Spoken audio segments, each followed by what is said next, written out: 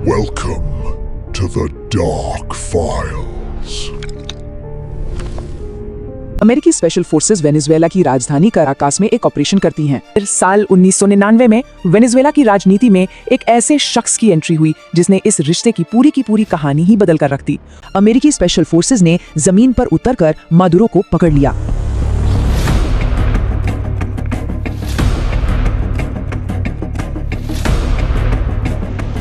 आज हम एक ऐसी कहानी को समझने वाले हैं जो दोस्ती से दुश्मनी में बदल गई।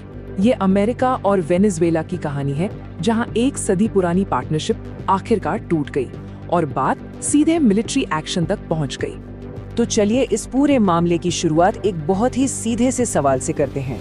आखिर ऐसा हुआ क्या कि जो देश कभी अमेरिका का इतना करीबी साथी था, वही अमेरिकी सेना के निशाने पर आ गया? ये अपने आप में एक पहेली है जिसे आज हम साथ मिलकर सुलझाने की कोशिश करेंगे। जरा कल्पना कीजिए, साल है 2026। अमेरिकी स्पेशल फोर्सेस वेनेजुएला की राजधानी कराकास में एक ऑपरेशन करती हैं और देश के राष्ट्रपति को ही गिरफ्तार कर लेती हैं। ये एक बेहद चौंकाने वाली घटना थी जिसकी जड़ें दशकों पुरानी दोस्ती और फिर दुश्मनी में छिपी हुई थी। तो इस टकराव को समझने के लिए हमें इतिहास में थोड़ा पीछे चलना होगा, उस वक्त में जब ये रिश्ता दुश्मनी का नहीं बल्कि बहुत गहरी दोस्ती का हुआ करता था। एक ऐसी दोस्ती जिसे तेल ने बनाया था। चलिए जरा इस टाइमलाइन पर एक नजर डालते हैं। 20वीं सदी की शुरुआत की बात है। वेनेजुएला में तेल की खोज हुई और फौरन ही स्टैंडर्ड ऑयल जैसी बड़ी अमेरिकी कंपनियां वहां पहुंच गई। फिर दशकों तक वेनेजुएला अमेरिका के लिए एनर्जी का एक बहुत ही भरोसेमंद सोर्स बना रहा। कमाल की बात तो ये है कि 1976 में जब वेनेजुएला ने अपने तेल उद्योग को नेशनलाइज किया, मतलब सरकारी बना दिया और अपनी सरकारी तेल कंपनी PDVSA यानी पेट्रोलियोस डे वेनेजुएला बनाई, तब भी कोल्ड वॉर के दौरान दोनों देशों के रिश्ते एकदम मजबूत बने रहे। हाँ, ये एक ऐसा रिश्ता जरूर था जो दोनों के लिए फायदेमंद तो था, पर शायद बराबर का नहीं था। और फिर साल 1999 में वेनेजुएला की राजनीति में एक ऐसे शख्स की एंट्री हुई जिसने इस रिश्ते की पूरी कहानी ही बदल कर रख दी। उनका नाम था ह्यूगो शावेज।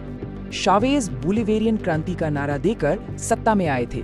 उनका एजेंडा बिल्कुल साफ था, सोशलिज्म लाना, लोगों पर सरकारी खर्च बढ़ाना और सबसे जरूरी तेल पर सरकार का पूरा कंट्रोल करना। उन्होंने खुलकर अमेरिका के खिलाफ बोलना शुरू कर दिया। लेकिन यहाँ एक मजेदार बात है, इस तीखी बयानबाजी के बावजूद शुरुआती सालों में दोनों देशों के बीच तेल का कारोबार वो कम नहीं हुआ बल्कि खूब फलता फूलता रहा। फिर आया साल 2002 और कहानी में एक बहुत बड़ा मोड़ आया। शावेज के खिलाफ तख्ता पलट की एक नाकाम कोशिश हुई। इस घटना को लेकर दो बिल्कुल अलग कहानियां सामने आई। एक तरफ अमेरिका का ऑफिशियल स्टैंड ये था कि शावेज ने तो खुद ही इस्तीफा दिया है और उनका इसमें कोई हाथ नहीं है। वहीं दूसरी तरफ कई इन्वेस्टिगेटिव रिपोर्ट्स का कहना था कि अमेरिकी अधिकारियों ने पर्दे के पीछे से इस तख्ता पलट का समर्थन किया था। बस शावेज के लिए तो ये इस बात का पक्का सबूत बन गया कि अमेरिका किसी भी कीमत पर उनकी सरकार को गिराना चाहता है। तख्ता पलट की इस कोशिश के बाद शावेज और भी ज्यादा आक्रामक हो गए। उन्होंने एक करके बड़े कदम उठाए। तेल पर सरकारी शिकंजा और कस दिया। कॉनोकोफिलिप्स और एक्सॉन मोबिल जैसी बड़ी अमेरिकन कंपनियों को देश से बाहर का रास्ता दिखा दिया। और तो और अमेरिका के विरोधी देशों जैसे क्यूबा, रूस और चीन के साथ अपनी दोस्ती मजबूत करनी शुरू कर दी। जाहिर है इन सब कदमों से वॉशिंगटन की टेंशन और बढ़ गई। 2013 में शावेज की मौत हो गई और उनके बाद सत्ता संभाली उनके उत्तराधिकारी निकोलस मदुरो ने। और उनके दौर में देश की अपनी गलतियों और बाहरी दबाव, इन दोनों ने मिलकर वेनेजुएला को एक ऐसे भयानक संकट में डाल दिया जिसकी शायद किसी ने कल्पना भी नहीं की थी। तो सवाल ये है कि देश इस हालत में पहुंचा कैसे? देखिए, इसके मुख्य कारण यहाँ साफ दिखते हैं। एक तो 2014 के बाद तेल की कीमतें बुरी तरह गिर गईं। ऊपर से सरकारी मिसमैनेजमेंट और करप्शन, और देश की लाइफलाइन कही जाने वाली तेल कंपनी PDVSA का भी राजनीतिकरण हो गया। इन सब ने मिलकर एक ऐसा आर्थिक तूफान खड़ा किया कि महंगाई आसमान पर पहुंच गई और लाखों लोगों को अपना ही देश छोड़कर जाना पड़ा।